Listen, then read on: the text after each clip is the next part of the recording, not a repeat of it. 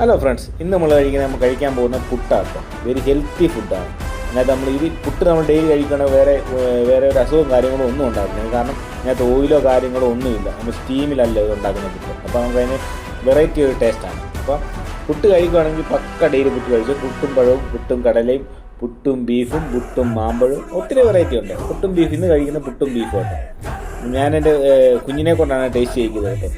എങ്ങനെയുണ്ടെന്ന് കുഞ്ഞ് പറയും.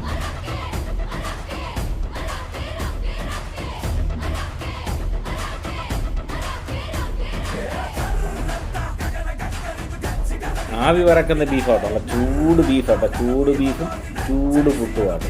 അതുകൊണ്ട് രണ്ടുകൂടി ഇളക്കി കൊണ്ട് പൊടിച്ചിട്ട് മിക്സ് ചെയ്തിട്ട്